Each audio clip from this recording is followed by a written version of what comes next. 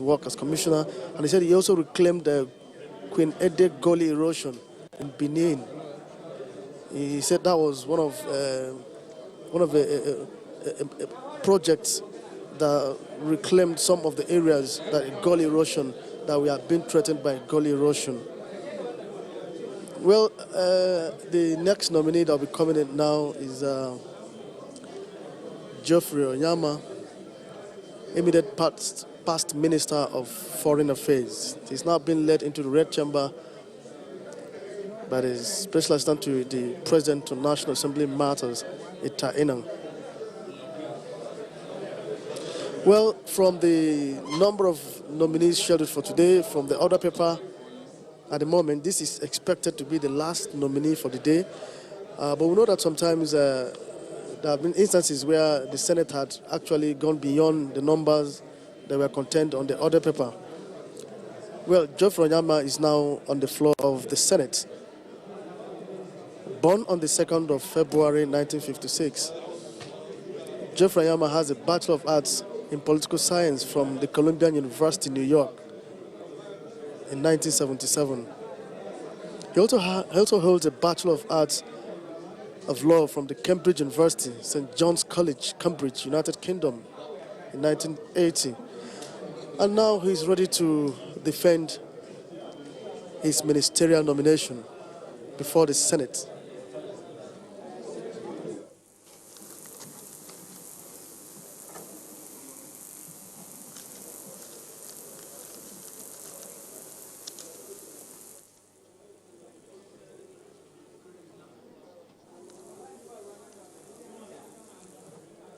Geoffrey Onyeama holds a Master's of Arts in Law, like I did say, in Cambridge University. He has quite involved himself in several diplomatic relations involving Nigeria and other countries.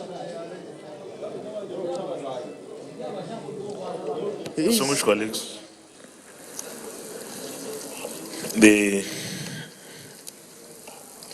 The nominee from Enugu, the immediate past Minister of Foreign Affairs, Mr. Geoffrey Onyeama, is on the podium. Honourable Minister, on behalf of my colleagues, you are welcome to the Senate chamber. And for the purpose of this screening, we have copies of your CV, and you can go through those things in the CV that you feel we must take note of because of their significance for this exercise. And should you have omitted anything that you think is important, you can talk to that, and the Senate is prepared to receive your address. You can address the Senate. Your Excellency, the distinguished Senate President, Senator Ahmed Ibrahim Lawan, Your Excellency, distinguished Deputy Senate President, Senator Ovie Omoagege, distinguished principal officers of the Senate, distinguished senators, permit me, Senate President, to acknowledge and thank the senators from my state, Enugu State, namely Senator Ike Ekweremadu, Senator Chimaroke Nnaman, and Senator Chuka Utazi, as well as all the other distinguished senators here present, and a number of you I know personally, so thank you all very much indeed for being here. It's a great honor for me, Mr. President, to appear here before this august body for this screening exercise. Your Excellency, I would start, if you permit, by extending my most sincere and profound gratitude to President Muhammadu Buhari for nominating me to serve a second term as his minister. Working for President Muhammadu Buhari under his direction for 3.5 years has been the high point of my professional career. If you will permit me also, Mr. President, since the distinguished members have my CV before them, I will not speak to the CVs as such, but I would rather, if you permit, Mr. President, give a very brief overview of achievements within these last 3.5 years. Distinguished members, on the economic diplomacy side, we came up with a mechanism called the Nigerian Economic Diplomacy Initiative that I introduced. And this, Your Excellencies, is a one-stop internet portal where Nigerian businesses, any Nigerian business, can upload their businesses, and through the Ministry of Foreign Affairs and the comparative advantage the ministry has with 100 embassies around the world, we can promote and match that Nigerian business with other Nigerian businesses around the world. And it will be a direct match to avoid all the bottlenecks that businesses ordinarily suffer to access foreign markets. So this is a one-stop shop for all Nigerian business, and we've rolled this out. In addition, this mechanism also facilitates export promotion, because foreign businesses will also be able to go onto the site and have a sense of what Nigerian businesses are available and possible matches and partnerships. So, Your Excellency, this is a one-way stop for matching businesses, Nigerian businesses and foreign businesses. On the diaspora matching, we have also set up an internet portal, and this is a brain gain exercise so that we can use all the Nigerians outside with skill set to upload on the database, and the Ministry of Foreign Affairs through the embassies will seek to match them with potential employers and others here in Nigeria. We know that there are a lot of Nigerians in the diaspora who would like to come back, but do not know how to go about it. So this, again, is a one-stop shop marketplace, as it were, to incentivize and attract Nigerian brains outside to come back. Your Excellencies, on citizens diplomacy, this has been a priority for the government to protect and support Nigerians everywhere in the world. And to address this, because we know of the many challenges that Nigerians are facing around the world: xenophobia, their shops being shut, human trafficking, Nigerians in prisons in various countries, Nigerians who are looking for visas or passport renewal. We have seen on social media some of the reaction of Nigerians when they're confronted with obstacles in Nigerian embassies.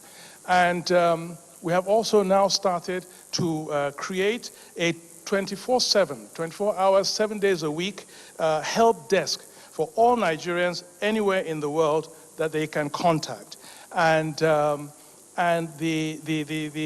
help desk will route the information to the necessary officials to speed up the action, and it will also ensure that Nigerians providing services in our embassies know that there is some oversight and that what they do is being closely watched. Your Excellency, on the issue of xenophobia, which is a very topical issue for us here in this country, and in particular with regards to South Africa, Because of the situation there, I went personally to South Africa, met with the Minister of Foreign Affairs there, met with the Union, or Nigerian Union of South Africa, went to view some of the places that had been burnt at that time during the last xenophobic attacks, met with the High Commissioner there, and met with the Consul General. And what I saw immediately, Your Excellencies, was that there was a trust deficit between the South African police and Nigerians.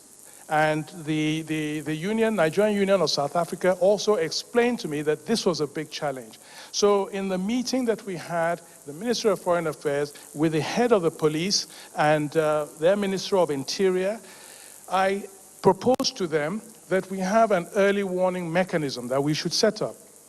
And that this would essentially be a confidence building, to have a regular meeting where the head of the police of South Africa and the Ministry of Foreign Affairs of South Africa and the major government office holders of South Africa will meet regularly with the Nigerian Union of South Africa, as well as the High Commission and the Controller General,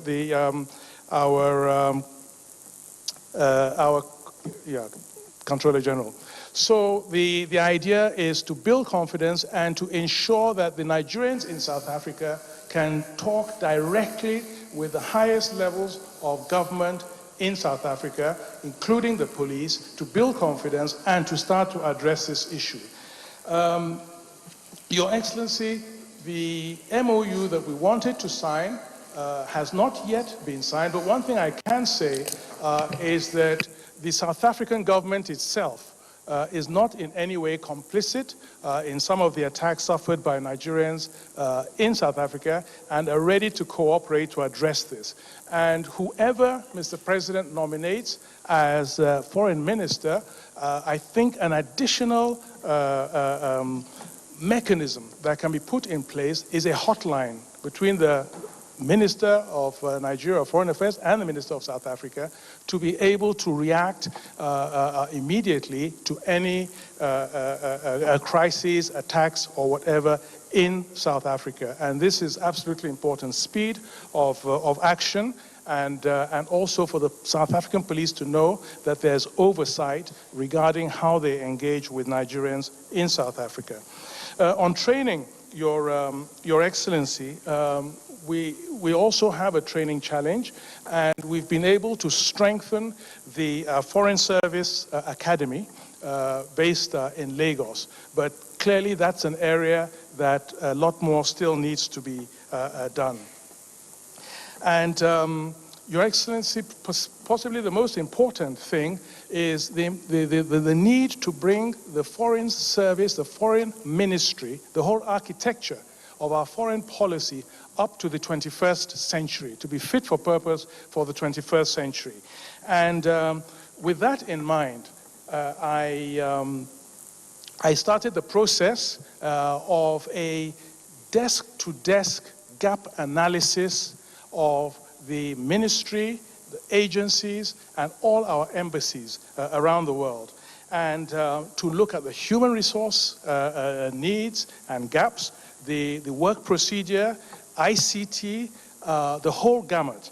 And the purpose of this, which will be done with a consultancy firm and other specialists, is to now have a roadmap for the modernization of our foreign service, really, and our foreign policy architecture.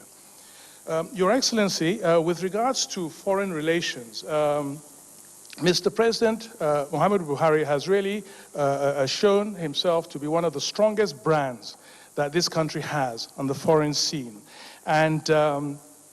And we see that he was appointed as the anti-corruption champion for the African Union, and also as the chairman of the Authority of Heads of State of ECOWAS, notwithstanding the fact that he was a bit reluctant because of his workload to accept, but they insisted that he should occupy those very key positions at this particular moment in time. And I was able, with the ministry, to support him in those positions in building an African consensus on fighting corruption on the continent. And in his capacity as chair of ECOWAS, Authority of Heads of State, I also personally went as his envoy and under his direction and guidance to Guinea-Bissau, where we shepherded them through a very tricky situation, almost leading to a civil war, through legislative elections, forming a government, and now preparing for presidential elections. He sent me also as an envoy to Mali to broker peace between the competing presidential aspirants in that country, and now there is peace in Mali at that level. To Ghana to deliver his message, or Mr. President, to the President in respect of Nigerian traders whose shops were being closed in Ghana, and again the result was positive, and we saw recently that those same traders, their representatives, came to thank personally Mr. President for his involvement. And also in Benin, I went as his special envoy to also help to resolve the crisis between the political parties before the legislative elections in that country. And also, Mr. President, we've done a lot with regards to the recovery and repatriation of stolen funds, and I have personally engaged very robustly with representatives of a number of countries to help to secure that repatriation. And finally, Mr. President, I was also able to sign an agreement with the United Nations to employ young Nigerians under a special program as junior professionals in the UN. And we're going to roll this out and have more of our young children working, starting off their careers with the United Nations. And also, I was able to engage with a number of countries to ensure that Nigeria presented a candidate unopposed as President of the United Nations General Assembly. And again, that was successful because we now have a Nigerian that will take over, our permanent representative in New York, as the President of the General Assembly. And finally, Mr. Chairman, absolutely the last, I don't know if it's really an achievement, but 3.5 years ago when I started this job, all my hair was black, but now it's all gray. Thank you very much, Your Excellency. Thank you very much. Before I call on my distinguished colleagues to that is their the contributions, immediate past Minister of Foreign Affairs, Geoffrey Onyeama. They're presenting his achievements so far in the last 4 years. Well, before he very soon will be getting questions from the Senate.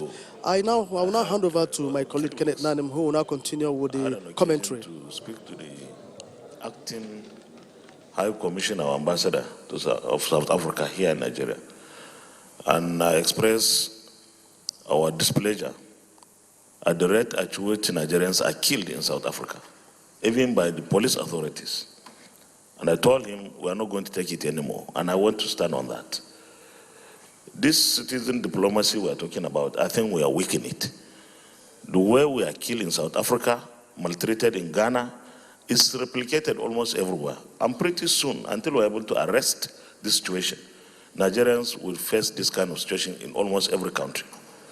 So what do you think you can do differently to bring this citizen diplomacy to a reality that Nigerians are respected? If a Nigerian commits or alleged to have committed a crime in South Africa, the police should take the necessary steps. In fact, I have written to the Ministry of Foreign Affairs here in Abuja, asking the ministry to give me all the names of Nigerians killed in South Africa. We are writing to the Parliament of South Africa. We are taking it to the next level, and I pray that you, who will be on the executive side, treat this matter as expeditiously and as seriously as possible. So what do you think you can do differently to ensure that Nigerians don't lose their lives? Even when they commit mistakes or crimes, alleged crimes, there are processes. Killing is not supposed to be the last resort. So what do you think you can do differently? So take note of this question, and then I will call Senator Mohamed Sani Musa, Senator Abdul Fattah Buhari, Deputy Senate President first. You raise your hand. And then San Musa and Abdul Fattah Buhari. Thank you, Mr. President. Respected colleagues. Once again, I want to thank Mr. President for your nomination. It's a good nomination. Order. You're a very, very decent man. And you've done well as Minister of Foreign Affairs. Just listening to the achievements that you've reeled out. While preparing to answer the question posed by the Senate President, I just want to clarify a little bit.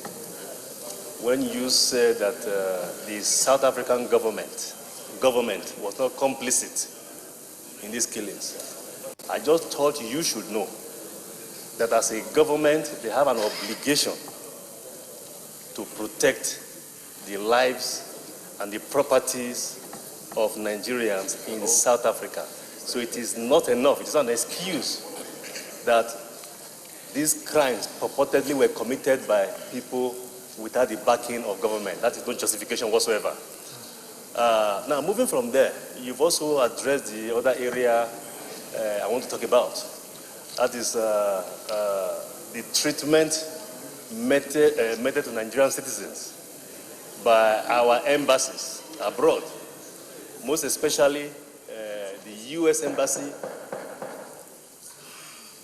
Embassy in Washington, D.C., and I believe, I don't know what you call it, the consulate in Ottawa, because I was, not too long ago, I watched a video clip of some Nigerian citizen who had traveled almost 4 hours from where he resided in Canada to, I believe, Ottawa to have just a Nigerian passport renewed. And of course, just like what transpired or continued to transpire in Washington, D.C., it was turned back. Getting a passport, a Nigerian passport in Washington, D.C., or even a Nigerian visa to come to Nigeria is a nightmare. And I want you to really look into that area. It's something I believe you can do. Then moving from there, also in that Washington, D.C. embassy, there are also other issues that I need you to look into. The welfare of the Nigerian people who are working in that embassy. I know with the Washington embassy, it's one of the premier embassies we have across the world. Premier in the sense that a lot of attention in terms of finance and so on, funding is given more to the embassy than I believe to other embassies. Yet, those who are doing the job, some, I'm aware, 2 years have not even been paid salaries in Washington, D.C. So I just thought it's a concern. I should bring this to your attention. So once again, I have confidence that once cleared by the Senate, and by the way, you have my support, once cleared by the Senate, you will continue to add value to the cabinet of President Muhammadu Buhari. Good luck. Thank you. Thank you.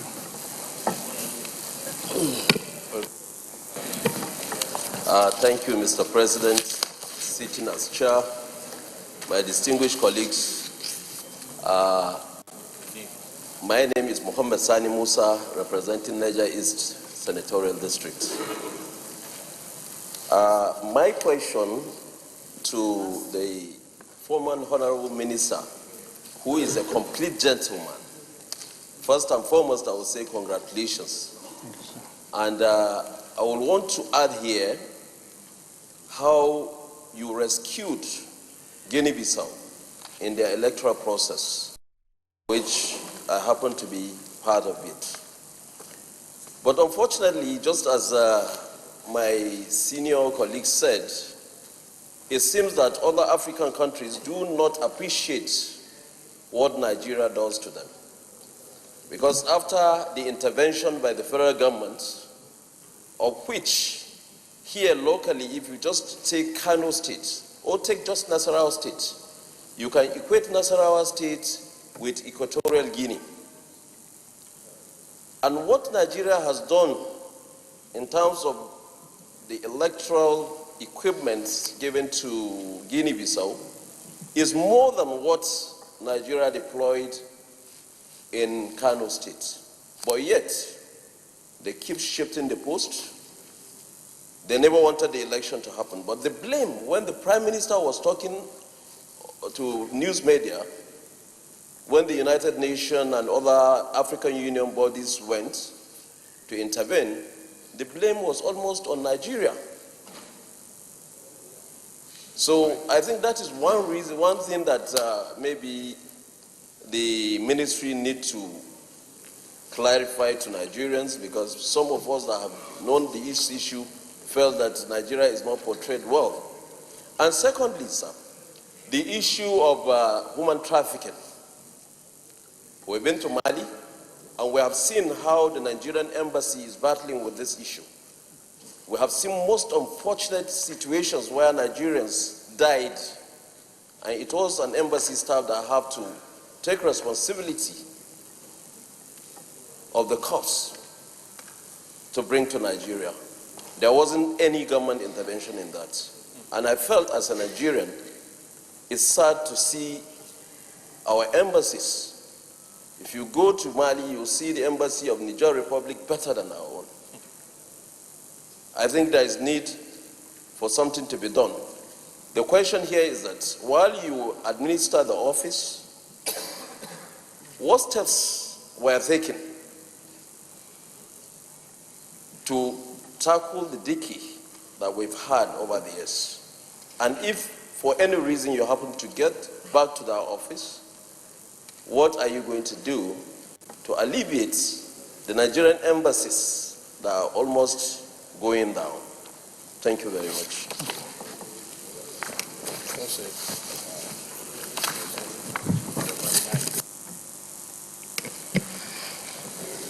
Thank you, Mr. President, sitting as the chair, my respected colleagues, Buhari Abdul Fattah Oyonot. Congratulations, Mr. Nominee, but I have two questions for you. One, if you apply for a Chinese visa at the Chinese embassy, when they screen your paper and they are not going to give you a visa, they give you back your paper without asking for a dime. If they are going to give you a visa, they take in your paper and you pay. American embassy, British embassy, and all other embassies will take your money. They are stingy with their visa and greedy with our money. They will take your money, issue only 10% each day, and tell you they are not refunding the money for administrative purpose. 500,000 for administrative purpose. That's exploitation of Nigeria. What are you going to do for other embassy to toe the line of Chinese embassy? Second question. In the 70s, in the 80s, in the 90s, Joe Garba, Ike Wachuku, Professor Gambari, Professor Akiyemi, where we have vibrant foreign policy that suit those period. In the last 4 years, what is our foreign policy? If we don't have, what do you intend to revigorate those years for us to have a vibrant foreign policy? If we have a vibrant policy, a foreign policy, all these threats from all these small countries won't happen. Thank you. Chief Whip, Deputy Leader, and Barrow Jibril, in that order. Thank you, Mr. President. My name is Ojozo Carlo. I represent Abia North. My question, partly what he asked, but I will reframe it. I don't know what our policy, foreign policy is with today with the US, because the way Nigerians are treated, even at the entry point, they will repatriate Nigerians with competent visa to go back to their country without minding the cost of transportation, without minding things that goes with it, and that they had a valid visa, not fake. And to support what my colleague said, Buhari, you many people, I don't need the American visa anyway. Many people go to the embassy, and the way they are treated, like if they are nothing. And these are whales, meaning Nigerians, who will contribute both here and in the US. I want you, if President will get you back to Foreign Ministry, I want you to look into that. Writing question, all the businesses in the West Coast where Nigerian people have interest, which I will discuss privately with you. The foreign countries, no, it's true, I don't want to cause trouble here. The foreign countries are killing Nigerian businesses in insurance, banking, oil. I mean, any Nigerian company you ask, from Dangote to Sahara, the same problem is the same. So I am telling you that what will you do to solve it, especially in our most neighboring countries? The way for the last 8 months, the hostility in the attitude of these people to our face, being Nigerians. If you ask the owners of banks here, they will tell you. The attitude is so much.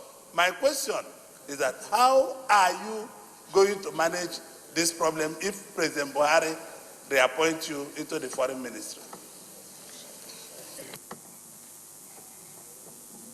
Deputy Leader, and then Barrow Jibril. Thank you, Mr. President, sitting on the chair. My name is Robert Borofis, representing Ondo North Senatorial District. Mr. Nominee, I join my colleagues in congratulating you for being nominated again. Mr. Nominee, from years back, we started the Technical Aid Corps program, which is meant to help less privileged developing countries. It also provides employment for our youth. And this program has been running for some time now. To me, it looks like the counterpart of the American Peace Corps program. From your own assessment, do you think that this program should continue? Do you think it has justified our investment in this program?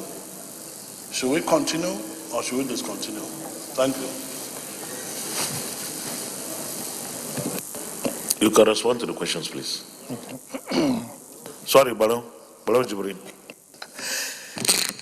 Thank you, Mr. President, sitting as the chairman of the Committee of the Whole, for giving me the chance to speak. Mr. Nominee, let me say I commend you for your stewardship during your stint as the Minister of Foreign Affairs of this country, except where we have problems as explained by the Senate President. Now, in addition to the point that was raised by Mr.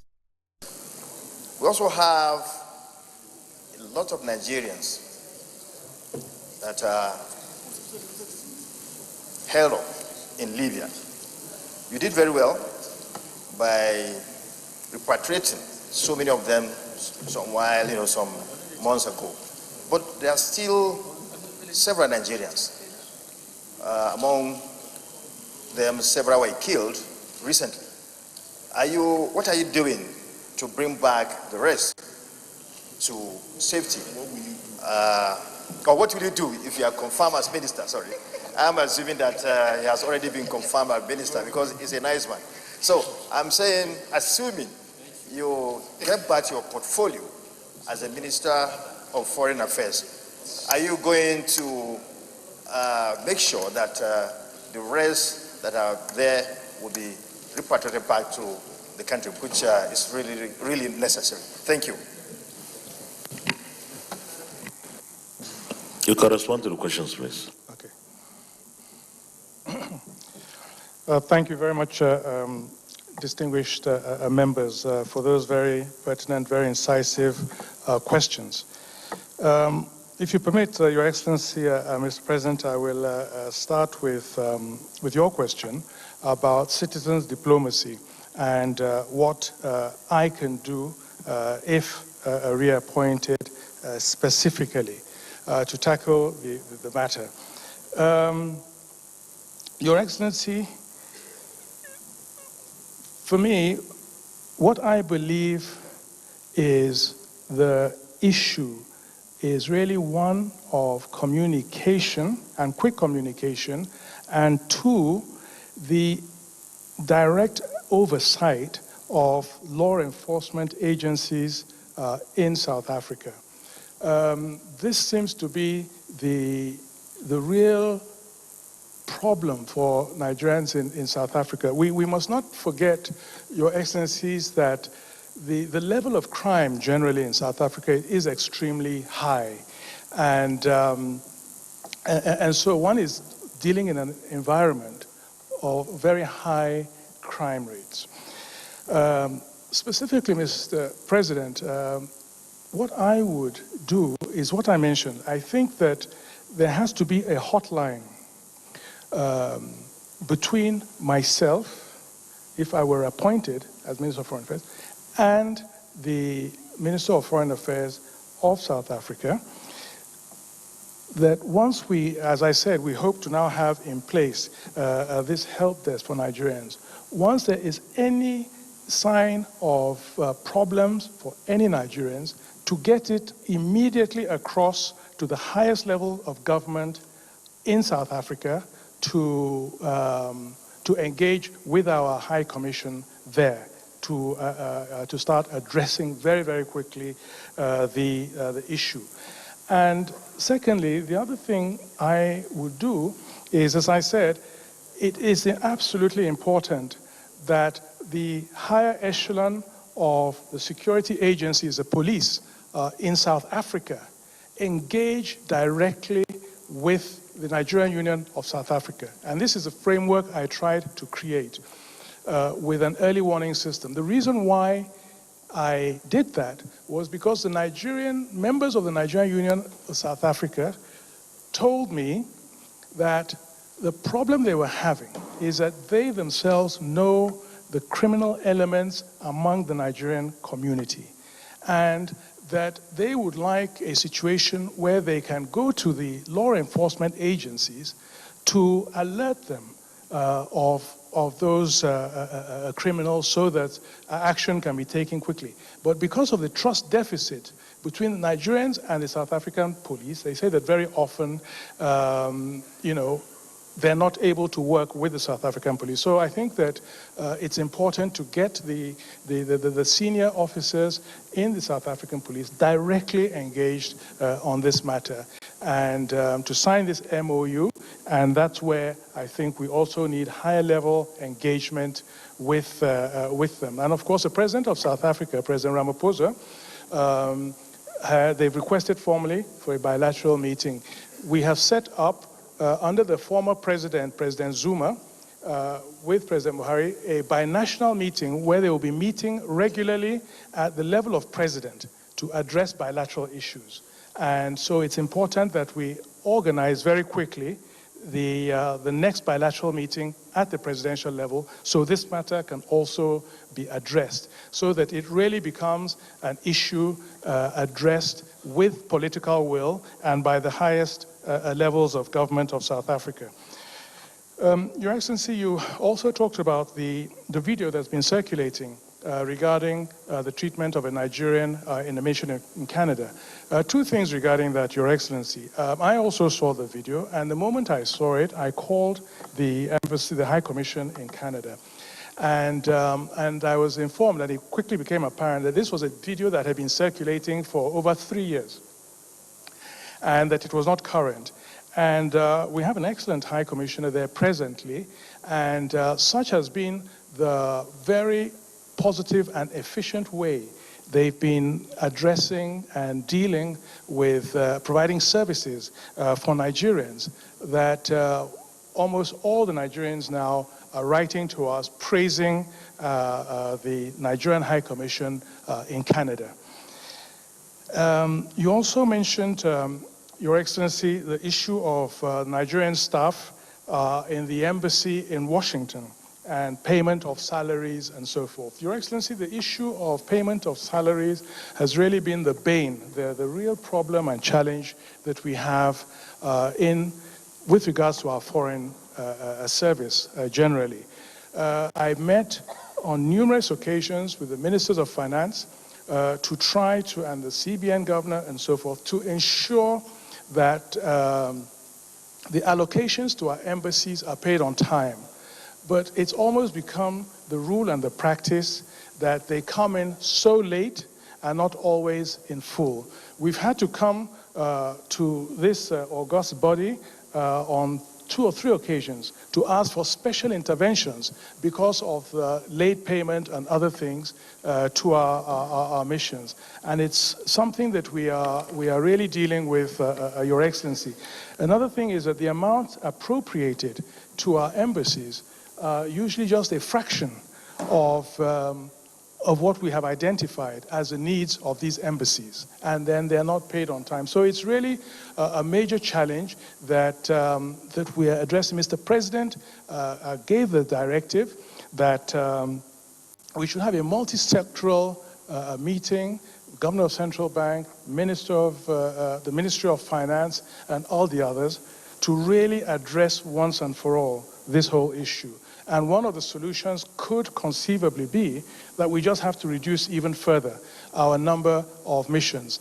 The amounts that we pay for our foreign service does not compare with other countries. And we really have to, of course, we have other competing interests as a country, but it is a real challenge that we are still battling with, Your Excellency. The Deputy Senate President also, I think, raised the issue that it wasn't just a question of the South African government not being complicit, but how can we really ensure that this business of attacking and killing Nigerians does not continue. And I think I've tried to answer it with the first question. It's going to require really high-level government engagement, the bilateral meeting with the president, and also a hotline and getting the South African police to join up with our early warning system. So they're meeting regularly with Nigerians, because the Nigerians Union of South Africa wants to be part of helping the South African police to address the criminal elements that do exist, and nobody doubts that they do exist in South Africa. And I think building up this trust is absolutely key, and that's what I would certainly push towards. Your Excellency, Senator Musa asked a very pertinent question about non-appreciation of a lot that Nigeria does for so many countries. And this is something that we have noticed on a recurring basis. And how I would address it, and if I were now given the opportunity going forward, which I already raised in the past, is that every multilateral meeting we attend, AU meeting, ECOWAS meeting, and so forth, there should be a part of a documentation of all the assistance we're providing to African countries. And this should be distributed always for any of those meetings, so that it's not something that we and the beneficiaries know about, but that everybody can see. And I think this will, begin to make it more open and clearer, precisely the sacrifice that we are also making for other countries on our continent. On the issue of human trafficking, and again the financial problems faced by our embassies, and you mentioned, of course, in particular, Mali.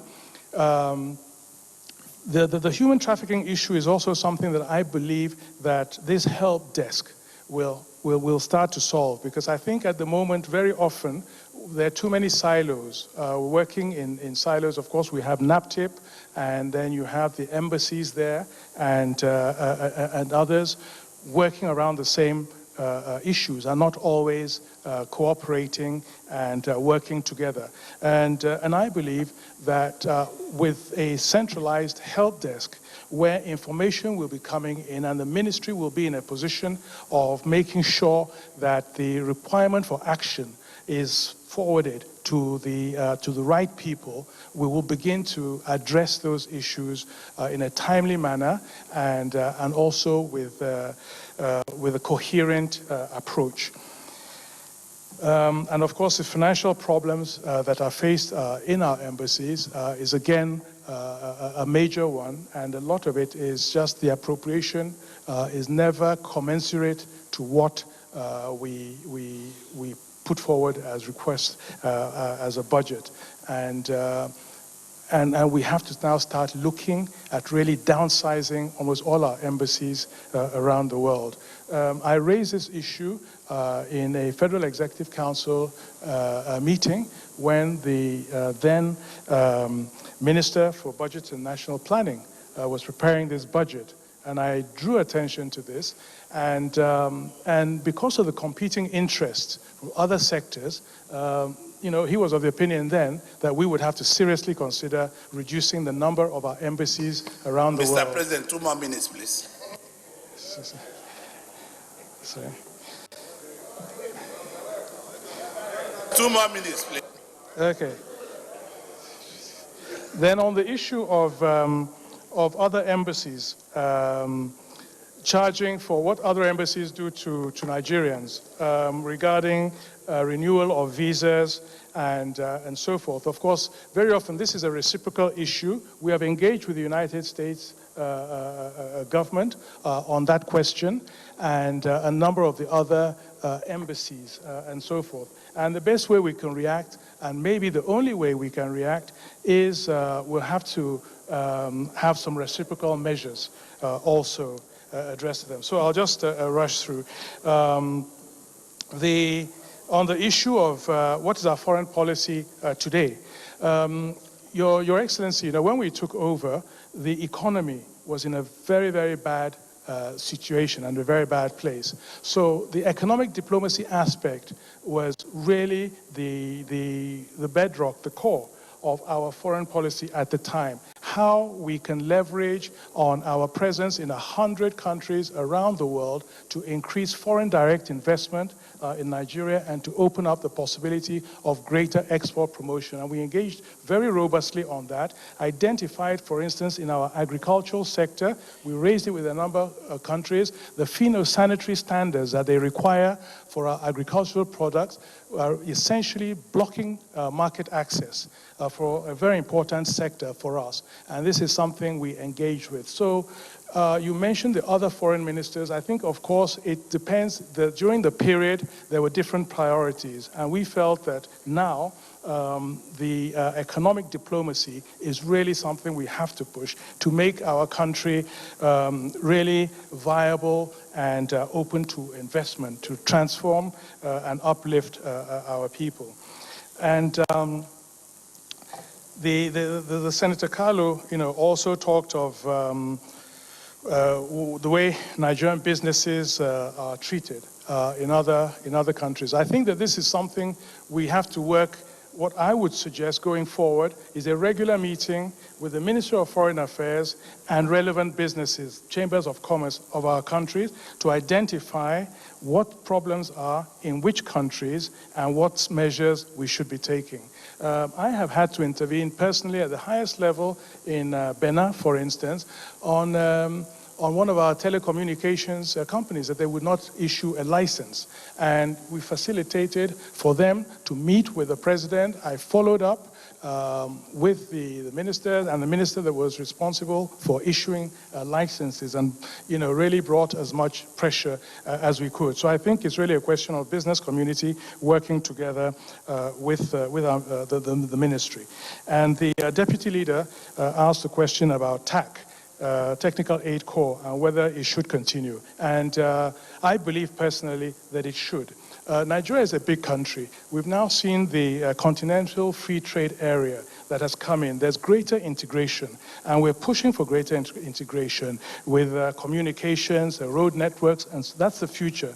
And the fact that we have TAC, we are building influence and forming important connections in these countries that will serve us very well, business level, social level, people-to-people level, in an important way. And we can see how, as you mentioned, the Peace Corps, that really helped the United States take over from the British, who had the monopoly of contacts with a lot of the developing countries, and how that now really put the United States in a situation where they were able to, I would say, almost move towards world dominance. And finally, Senator Jibril, the Nigerians in Libya,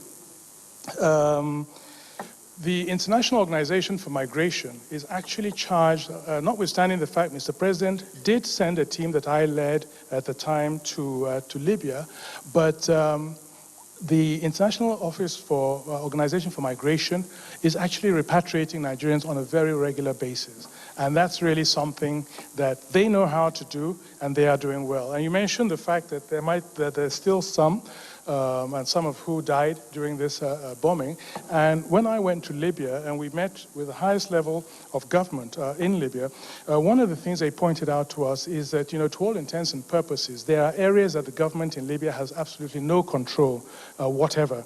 And there are some Nigerians who are there. And the IOM also informed us of that. And so we're working also with our embassies and other contacts that they might have to see how they can get access to them in that country. But also we're working with other agencies in Nigeria to try to raise a level of awareness about the dangers of this migration, and that's really what we have to do to address it at source. And so, we have been meeting regularly, trying to see if we can do more in this country to really stop our youth. And we have. Of course, other countries are doing the same. Niger Republic has the direct border with Libya, and we know that a number of European countries are setting up, surveillance positions there to try to also stop a lot of these irregular migrants traversing the borders there. I'll stop there, Your Excellency. Thank you. Distinguished colleagues, I have a long list of senators who want to.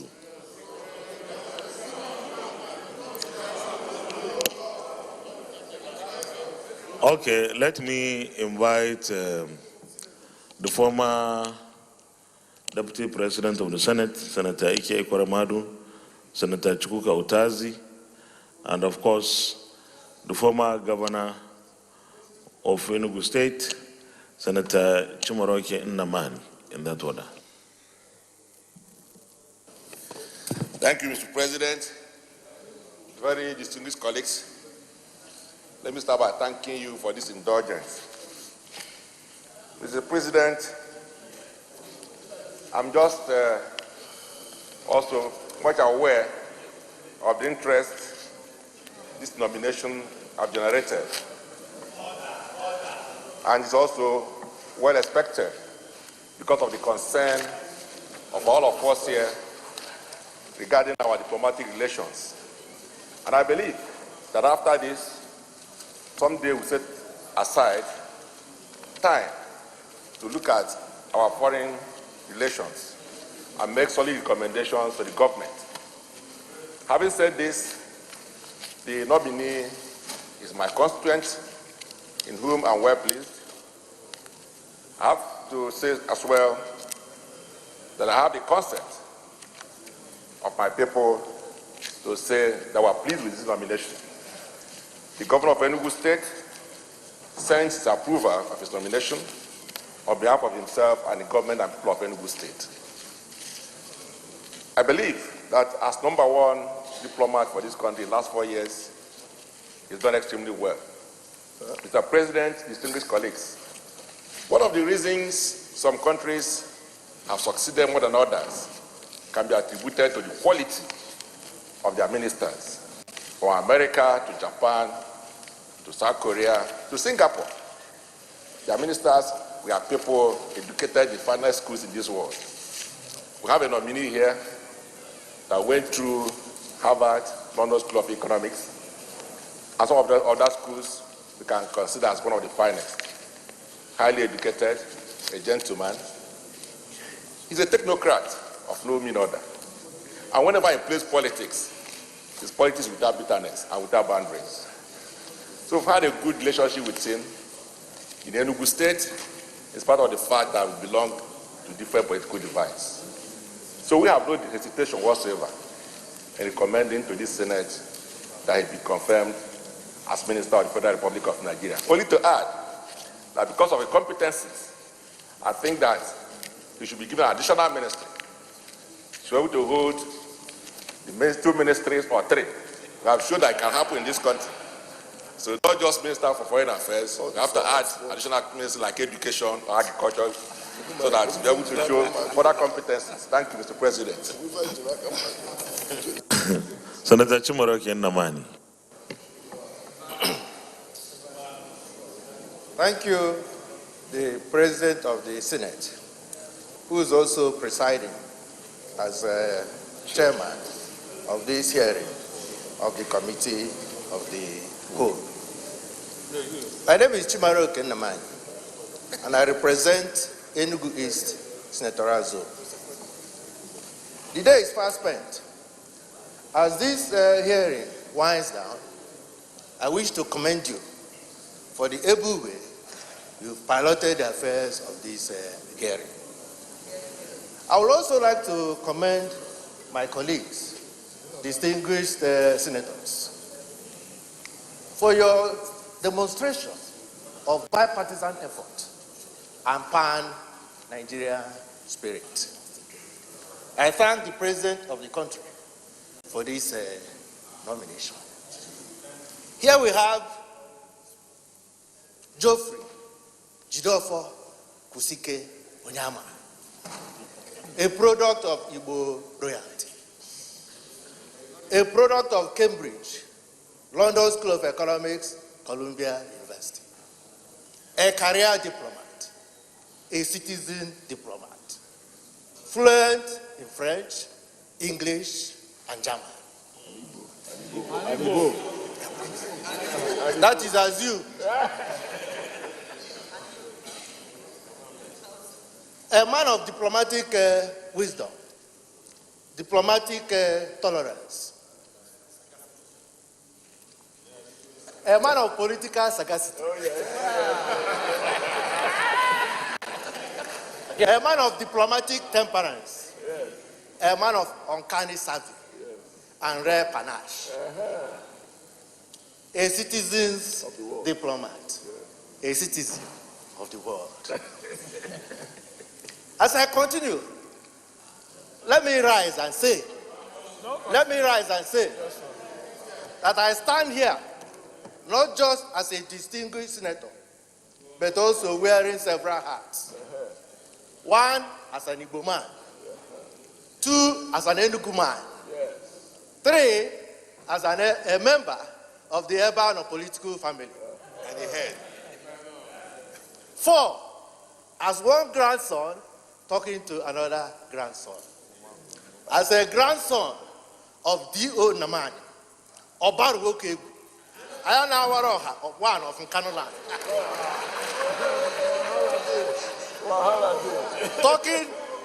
Talking to the grandson of Onyeama Okuroha of Abaja clan. The son of Daddy Onyeama of the International Court at The Hague, and a brother of Warwick Onyeama. I crave your indulgence, the Senate President and my colleagues, to say that not only does he have the endorsement of the Enugu caucus, he has the endorsement of the entire Enugu state. And he has the endorsement of our political leader and the leader of the urban or political family, the governor Ifeanyi Chukwu Ugwuanyi Gburugburu.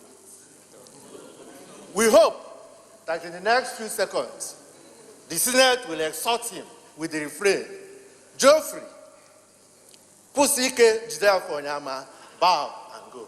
Thank you. The leader.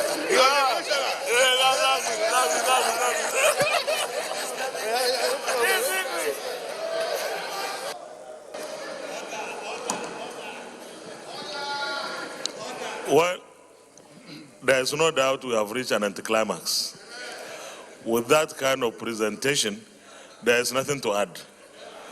So is it the wish of this Senate that His Excellency Geoffrey Onyeama, please pardon me, I will not call the other names, takes a bow and go? Those in favor say aye.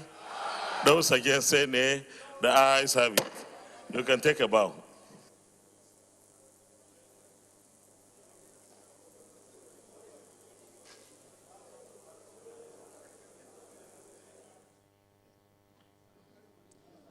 The Senate has just screened the immediate past Minister of Foreign Affairs, Geoffrey Onyeama, who is also one of the ministerial nominees. He has been providing explanations on how he intends to solve some of the challenges being faced by Nigerians in foreign countries. And of course, that would be if Mr. President reappoints him to the position he held in the previous administration. He responded to various questions from the senators, especially on how he intends to tackle human trafficking, which is also a problem facing Nigeria in foreign countries. The ministerial nominee also provided explanations on how he's going to tackle the issues of visa renewal, which Nigerians encounter in foreign countries, and as well as making sure that he works with the International Office on Migration to ensure that Nigerians who are still in Libya are repatriated. The session. So, the Senate leader, please. Thank you, Mr. President. My highly respected and distinguished colleagues, I rise to move that the President move to plenary to report progress. I so move. Minority. I so second. Those in favor of the motion say aye. Those against say nay. The ayes have it.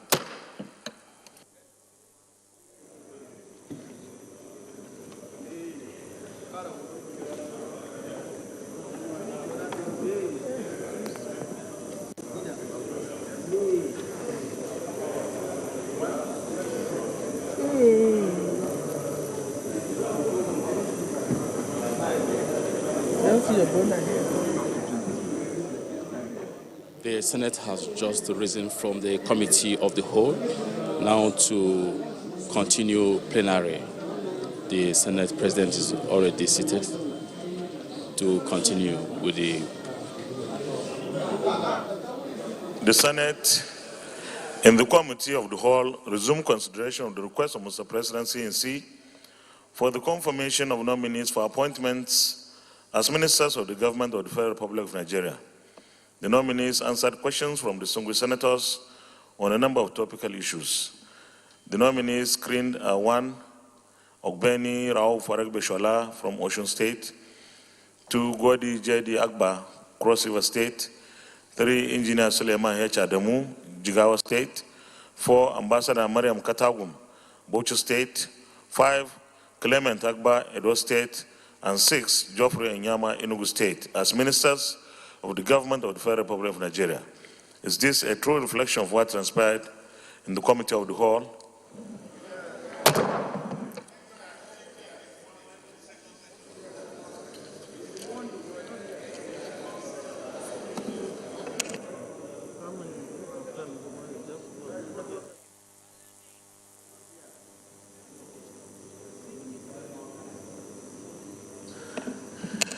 Yeah, I can see the point, but we read the list of those we did in the morning session, so we add up to that. We have done quite a lot. Tomorrow, by the grace of God, we'll be taking 3 nominees: Sabo Nanono, Kano State; Lai Mohammed, Kwara State; and Engineer Salah Mamman, Taraba State. And of course, we'll do the approval and confirmation of all the screen nominees tomorrow by the grace of God. And that will bring to a close or conclusion the screening exercise and confirmation process.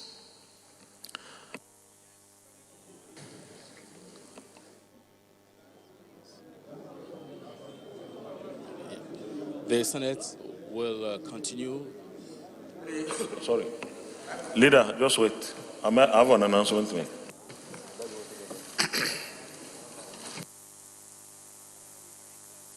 The Senate will continue.